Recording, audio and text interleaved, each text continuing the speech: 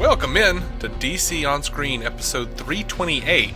This is our weekly film and DCEU news episode. I'm David C. Robertson, and I'm in a musical slump.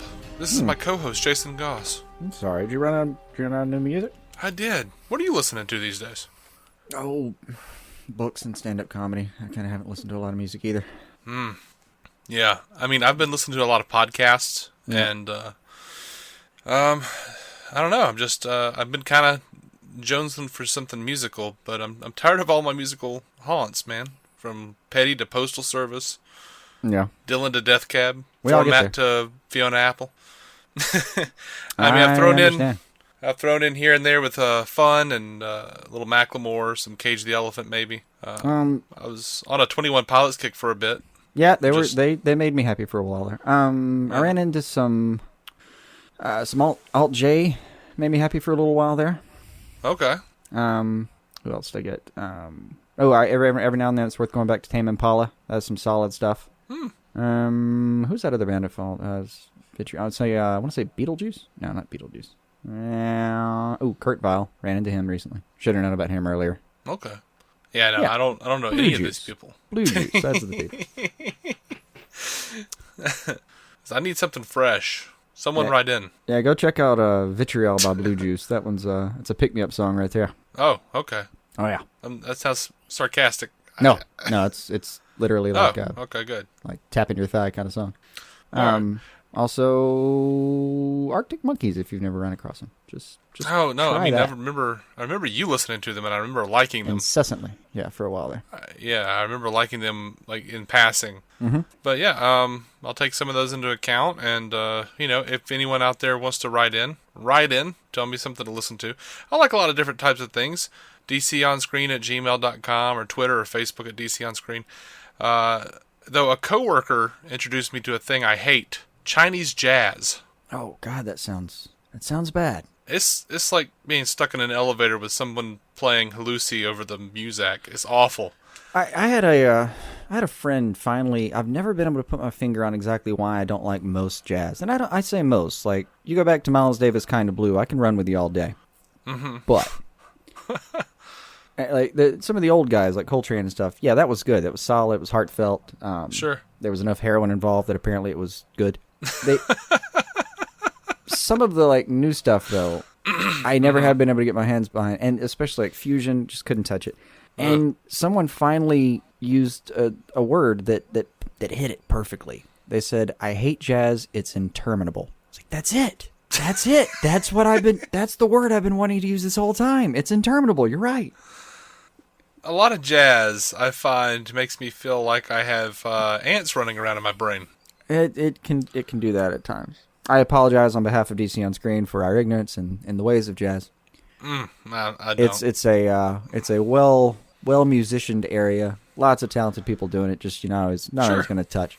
I'm sure the same people would say the same of blues. It's like interminable and sad, but I like the blues. Yeah. I can listen to 12-bar blues pretty happily as long as the right person's playing it. Yeah. So, yeah. Anyway, feel free to send me, any kind of suggestions you have. Yeah. What are you listening to out there, guys? So we have a really cool episode with some awesome news. Really, just awesome news, which is going to make up the cool episode, I think. But it was a good week, a strange good week.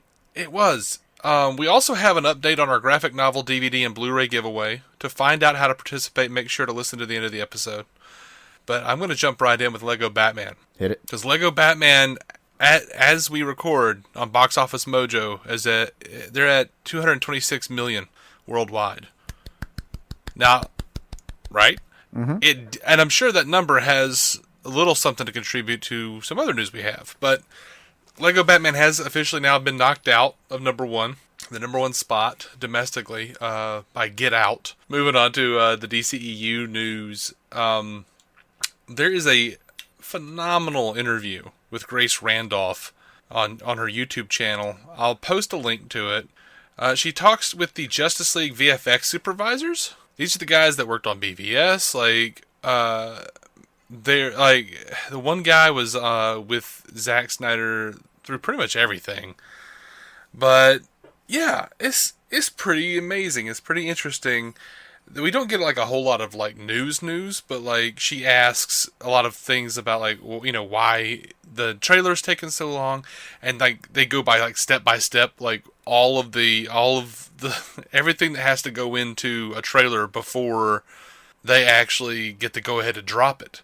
And like some of it's marketing, some of it's just like they're like taking dailies, they're like saying yes or no to trailers. It goes to the trailer house. They've got several different trailers that they're looking at. Mm-hmm. You know, Zach's going over the trailers, saying yes to that, no to that. It's got to be approved. Like the footage, before it even gets to that point, has to be approved by Warner Brothers. It's pretty ridiculous. But they go into a lot of their VFX stuff. They talk about pretty extensively about how like the game has changed since the late 90s. And one guy even talks about how like he remembers in the late 90s when they got the first projector that could pause in a frame and how it'd have to dim the bulb so it wouldn't burn the film. Oh, And he was like, crap. This is gonna be this is gonna be in people's houses at some point soon. Because before they would just be like editing a trailer and be like, yeah, we can fudge that frame. Like no one's gonna really care if the video effects aren't perfect on that. And now he's like, yeah, now we gotta have everything perfect. So like now they even would before, rip us to pieces. like even before the film is done, a lot, you know, in pretty much every case, especially when you're considering the Justice League stuff now. Yeah. Like the trailer that we got last year, they like fast tracked that footage through and said, hey, we need you to do this, this, this, this. Make it quick. Do it quick. And they had to like hurry up and get it done. But yeah, What's it's our like overriding a 35 theme, minute. Jack White? It is a 35 minute. It's about 35 minutes. 35-minute interview, and I think it's pretty phenomenal. It's really interesting. They talk about you know, not being able to do all of Aquaman's stuff underwater. It's too much time for reset, even though it looks phenomenal, and they're just gonna have to do it CGI. They talk about the CGI sequences in BVS. Definitely worth a watch. Like I said, I'm gonna post a link to it. So onto the Batman. Matt Reeves is officially directing the Batman. Just take the weight off, guys. There's a director. And WB, the press release says that he's going to produce as well. I don't know what that means in that context, but all right. I don't either. Some people just have it in their writer that they have to be named a producer as well. Yeah, maybe. I mean, you know, let's hope it's not an Ed Norton situation, but... Yeah, that one's the extreme. But, yes. So in the official statement, Matt Reeves said, I have loved the Batman story since I was a child. He is such an iconic and compelling character, and one that resonates with me deeply. I am incredibly honored and excited to be working with Warner Brothers to bring an epic and emotional new take on the Caped Crusader to the big screen.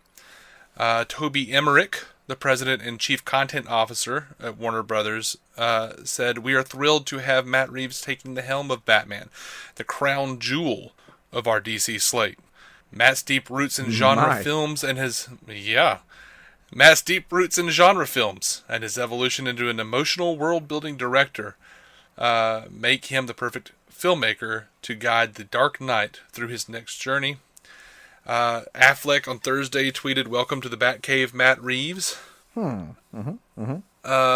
Reeves responded, ha! Thanks so much, man. So excited.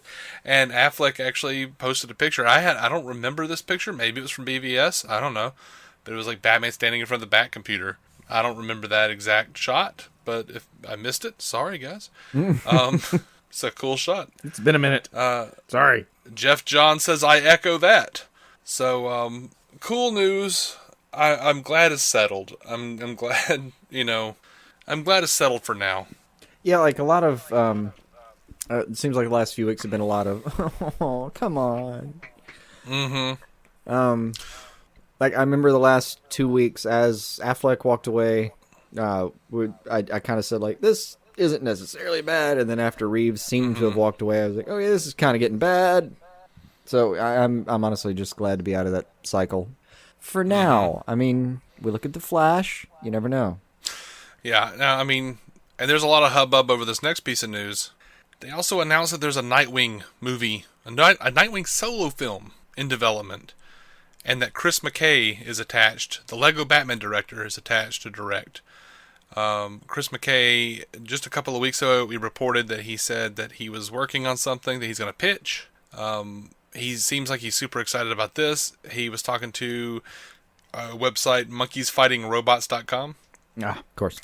There's not much I can talk about the movie. I don't even have a contract. Anything can happen.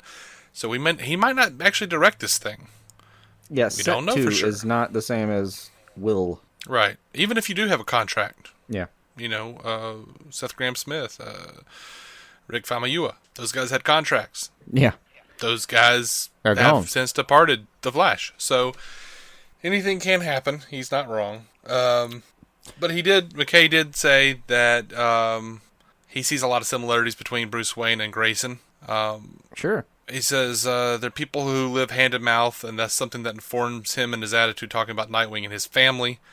Whereas Bruce he was always rich. Yeah. So that's like a piece of the humanity that Dick keeps, even though they've had such terrible tragedy in their lives. Didn't feel like I've seen a lot of that too. I'd like to explore that. At some point you just texted me, dude, Nightwing. What's going on? What's happening? and I finally got back in touch with me, and they're like, oh, dude, Nightwing gets his own movie.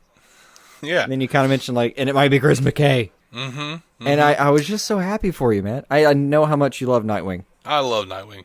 Chris McKay was on Shanlion on Batman. He says, Dick's a fascinating guy to me because he had all the same things happen to him. He's got some of the same negatives as Bruce Wayne, and then from a society standpoint, obviously he was adopted into Bruce's life, but he didn't start that way. He's this guy who had all these negatives, and then even more negatives, and yet he still remains. Those are things why I like Dick Grayson, why I like the idea of a Nightwing as a movie. I love Nightwing. I love his humor. I love, he's a very grounded character, much more grounded than Bruce ever was. Dick can live a life and be Nightwing and, mentor the other Robins because he's been there. He's done that. I think he's a great gateway into seeing more Robins. And I've seen some great scenes where he's talking to Damian. Actually, in the DC Universe animated stuff, like Bad Blood and whatnot, it's pretty great scenes with those two. Oh yeah, I mean, and there's great stuff with him and Jason, great stuff with him and Tim. Him and Tim, especially, are tight. Now, if I'm being perfectly honest, though, I see this as an easy out for Affleck. So I'm sure Ben Affleck, I think he is planning on sticking around for a few movies, but when it comes down to it, when it's time for him to step away, I think they could very conceivably and logically pass it on to the actor playing Nightwing, whoever that winds up being. Yeah. Zac Efron. Oh, God. Yeah, that's already been pitched. I mean, I can see it. But I do think Affleck wants to stick around. I think he enjoys playing the role. I think he even trusts that he did a good job with the role. But to me, there's a correlation between how much just pure flack he's taking from the press about it, like how much they're annoying him. It seems to be correlated with how much he wants to be associated with this gig anymore. A little bit. They seem to just be hell hacking him out of the role. Maybe. I mean, it's Affleck, so I mean, hopefully he understands that he's going to get a lot of crap from the clickbait guys. Sure, I think that's something he's obviously familiar with. I mean, the Daredevil thing was like a turning point for him. Like he took on this role, and he said this in interviews. This isn't speculation. He took on Batman somewhat to redeem himself for Daredevil. Mm-hmm. He also took on Daredevil because he went, man, screw it. They're never gonna make another Batman movie as long, while I'm still age appropriate. Which is wonderfully ironic. But to some extent, I think if we just left him the hell alone, he would be okay and be as involved as he could be. But what he's done at least now is remove himself somewhat from the spotlight. He's not directing. Matt Reeves can fill and screen for him a little bit. Mm-hmm. I think maybe, or I hope, that he's gotten it down to the point now where the gig is, doable. Mm-hmm. It's not just consuming his life anymore. Because I just got that feeling watching him in a few interviews that it was just kind of taking over his life. Yeah. I mean, it's something like that is wanting to do. Yeah. Now, the Nightwing movie is reportedly being written by the accountants Bill Dubuque. Okay. So, I mean, that movie got crapped on by critics, so Yep. not the best news, I guess. Not sure where that's going.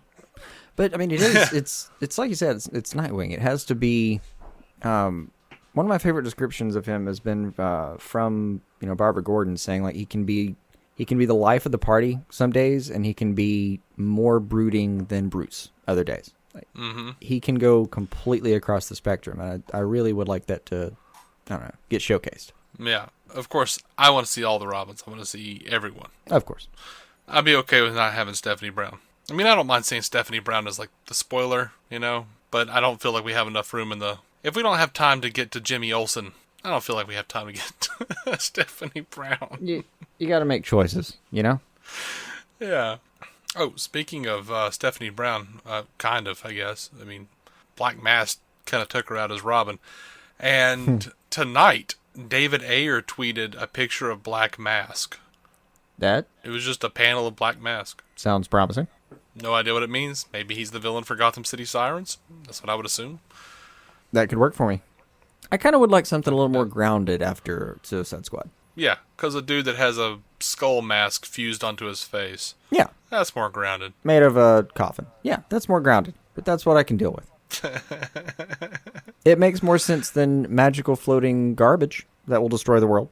Or at least it's more grounded than magical floating garbage that will destroy the world. Yeah.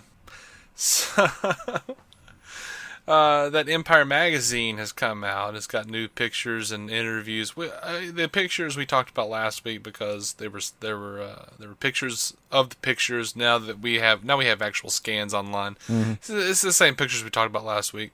But there were a few things. BatmanNews.com had some listing of some of the things that you can find in the magazine. Deborah Snyder attributed the success of the Hunger Games to people realizing that women can lead a movie, like Wonder Woman. Patty Jenkins, we knew that she pitched a woman to Wonder Woman. A woman pitched a woman. A Wonder Woman, in fact. Pitched They a had Wonder the crazy Woman idea movie. that a woman should play the lead in Wonder Woman. Right. It was out there. Put Tom Cruise in a wig. Woo!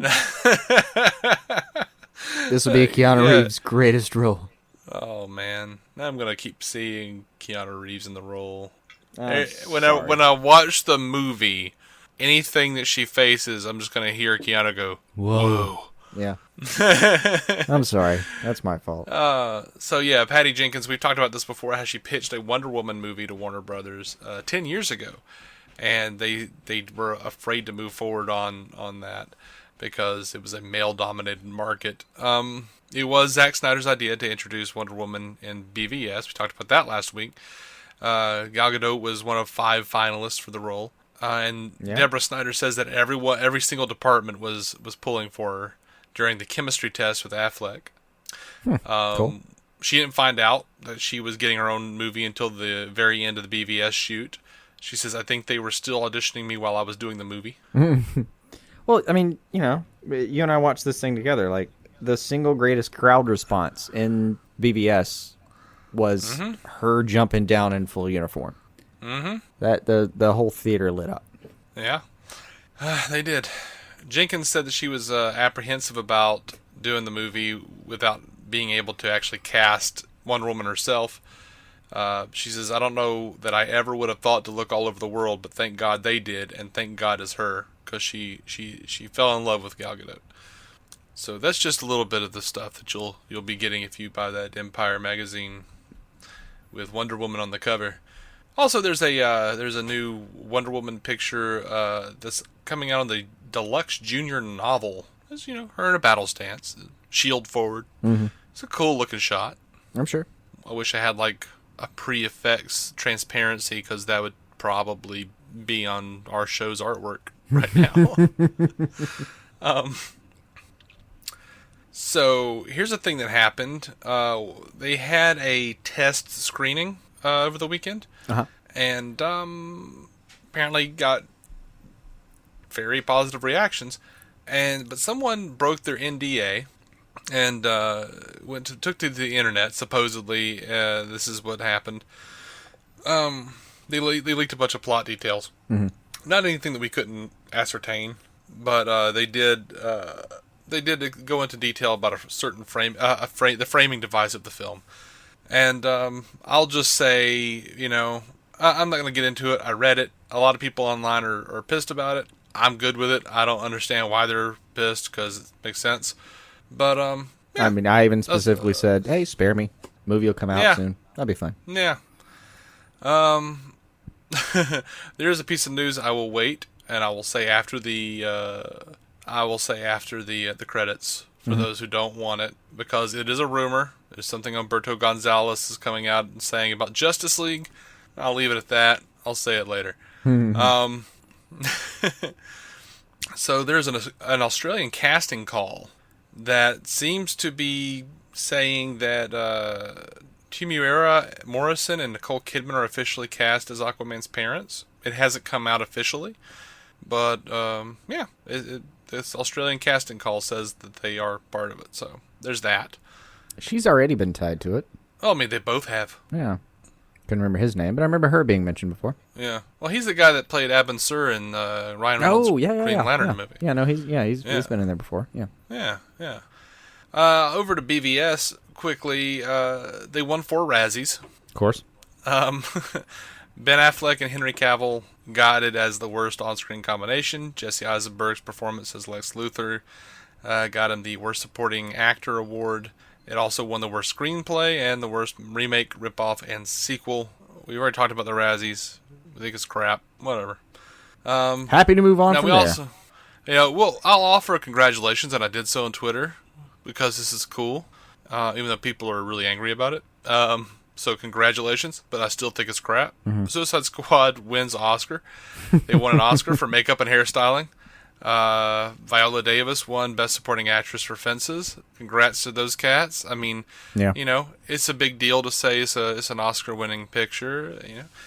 In really any capacity. Yeah, I mean, apparently it's not going to be here because people are. I mean, no one's contesting Viola, by the way. Just Suicide Squad being an Oscar-winning movie, because apparently trolls on the internet don't understand that you can get an Oscar for makeup and hairstyling without it having anything to do with the writing, the direction, the acting, etc., editing. But whatever. They have, categories. They have categories, guys. Also, we've already discussed the Oscars as kind of a clusterfuck, man. I mean, I don't know what to do with any of it. I mean, even I went over to, because, I'm a huge Star Trek fan. I went over to trekmovie.com, and they were, in makeup and hairstyling, one of the movies they were up against was Star Trek Beyond. And, the big headline on the front page was, Star Trek Beyond robbed of an Oscar by Suicide Squad.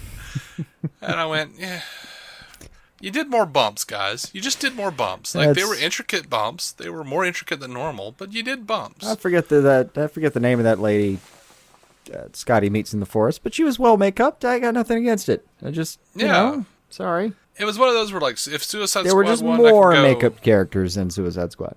Well, no, but probably. I'm not sure that's true. I really don't think that's true. That may not be true. Beyond actually got pretty weird and intricate on their makeup, but how dare they? I don't know. It was like Star Trek Beyond. I was bored with the makeup. Because I kind of felt like, okay, it's Star Trek, and we're getting more aliens with more bumps on their stupid heads. And then with Suicide Squad, I was like, I don't need all those tattoos all over the place.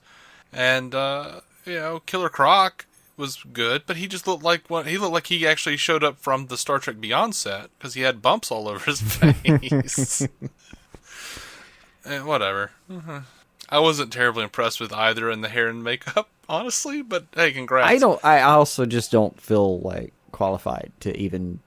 No, absolutely not. I have nothing. That's an arena beyond my capacities. It's literally well, they look cool. That's the extent of my critical, I don't know, integrity. That's as far as I can really go and feel good about it. Absolutely. I've got, that looks cool, or looks weird. That's really the low end of my scale. Or maybe the combination. Ooh, that looks weird. Yeah. But I'm not a smart man, Janae. Yeah. Anyway, that looks wonderfully strange. It's maybe the best I can muster. So the concept artist Ed Natividad Natividad, I guess, put out some concept art for Suicide Squad of what could have been. There was a concept art of Joker in the Batmobile meeting Batman, Joker and Harley in a drive-thru at McDonald's, which I think is my favorite thing. That would have been fantastic. Joker in alliance with Enchantress, and that looks like it was more or less from the cut or the bit where Joker had the half-burnt face and he was throwing the grenade that never showed up in the movie. Which, honestly, guys, stop complaining about that, please. It probably wasn't even fully shot. It's hard to say on that one. Well, it may not have made sense with the end. I don't think it would have. That's the part that I feel better about. Yeah. It probably just didn't make sense at the end of the day. There was concept art of Scarecrow in like a flannel shirt and jeans. I know that one actually hurt me. I actually just kind of want an action figure of that. I don't need to see it in the movie. No, I liked the concept art, and I love Scarecrow. I did like the concept art. I know you love Scarecrow. I would love to have seen that.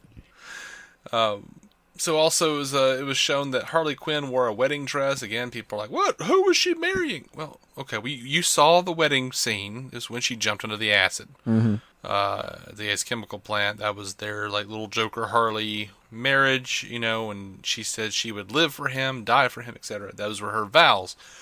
It's just that she wore a different thing. Yeah. So yeah, that works. And from what I saw, the scene of Joker sitting in the Batmobile could easily be from the Lamborghini heading off the edge of the dock scene.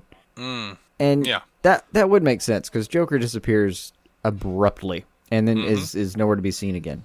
He's just straight gone.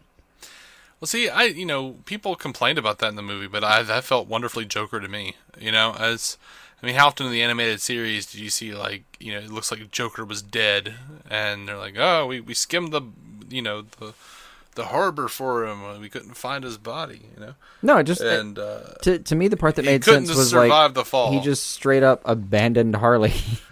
That even made just as much sense. Yeah, that's pretty true. That's pretty true to the characters. I even hear people like complain like Batman hits a woman in the face. I'm like, can you call Harley a woman though? I mean, she tried to bite him.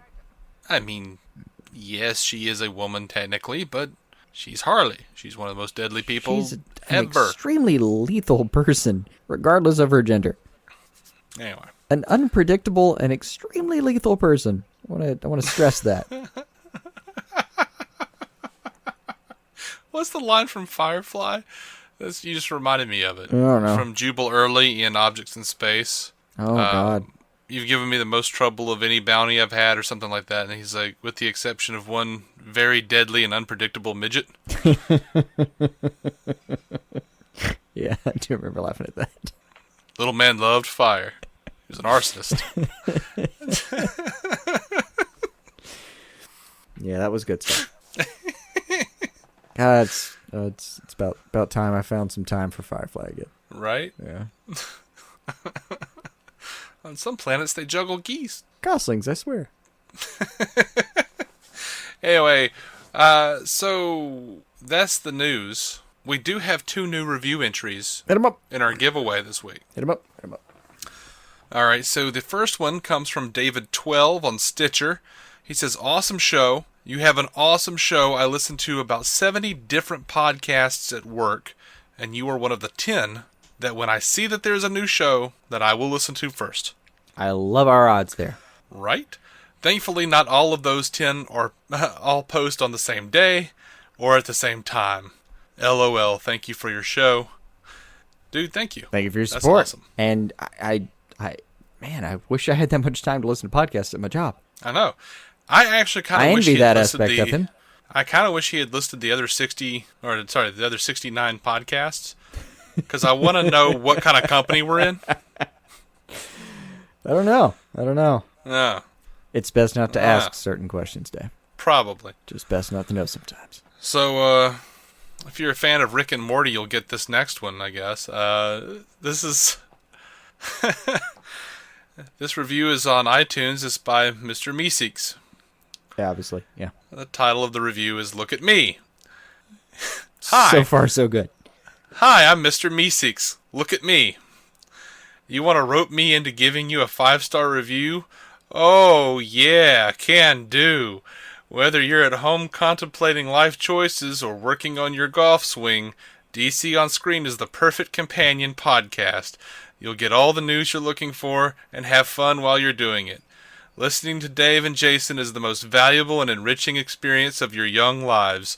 I better go. Meeseeks don't usually last this long. It's getting weird, and existence is pain. I just want to die. I'm Mr. Meeseeks. Look at me. Poof. No, we can't count on him as a long-term listener, obviously. Yeah, I hit the button. I don't remember seeing a Meeseeks pop out. I was gonna ask him to do a review for us. Yeah. But well, your Me6 box may be broken. Obviously not. Also, was it just a cardboard box you were tapping? I'm pretty sure that's what it was. Well, try painting it blue with a little bit of red button effect on the top. But yes, thank you, Mr. Meeseeks. That's pretty incredible. Yeah, that's fun. You gotta love commitment. If you would like to enter the drawing for a chance to win a $15 DC graphic novel, Blu-ray, or DVD, leave us a 5-star written review, if you think we deserve it, on iTunes or Stitcher. We'll pick 1 out of 10 with a random number generator on random.org. There are 3 more slots in giveaway number 4, so hurry and leave us a review. It helps our show grow, and it helps to ensure that DC on Screen is around for a long, long time. That's all I got for this episode. We've got a DC TV news episode coming up. Jason, you got anything else? Wrap it up. All right, we are DC TV. on Screen. You can find every episode at DCOnScreen.com, on DCOnScreen.com. Come talk to us, join the conversation on Twitter and Facebook. We're around. It might be a couple hours before we respond, but we'll be there. Always there. Always listening. It's like the Baywatch theme. I'll be ready. Never you fear. Oh, God. Is that what that said? Forever and always. I'm always here. I was sure there was music, but all I heard was boobs, boobs, boobs. Unfortunately, they were David Hasselhoff's. Well, there was like a nice mixture of like boobs, boobs, pecs, boobs, boobs, pecs, boobs, pecs, pecs, more pecs, boobs. Mm-hmm. And that one lifeguard who looked like Alfred. Like he was bald and he had a little mustache. Don't remember him. He was like totally ripped. Oh yeah, man. I'll be honest, my entire memory of Baywatch is now whittled down to like Hasselhoff, Anderson, Elektra. Yeah. That's all I got. Nah, man. There was a bald dude who had like a little pencil-thin mustache. His name was Noomi, or they called him Noomi. His name was Newman, I think. Nice. But, he was like ripped, but he totally he was old enough to be like a viable Alfred. Oh, it's nice. I was like, oh man, if they would just bring that guy in, he could be like, he could be like the Deanie Alfred, you know? Nice. And then you met Pertwee, and you're like, no, we got this. Pertwee or Jeremy Irons, I'm perfectly good with. Yep. Anyway, proud members of the Giant Size Team Up Network. That's what I was doing there. Proud member of the Giant Size Team Up Network and the Batman Podcast Network. GiantSizeTeamUp.com. We're coming back. Keep some DC on your screen. Bah.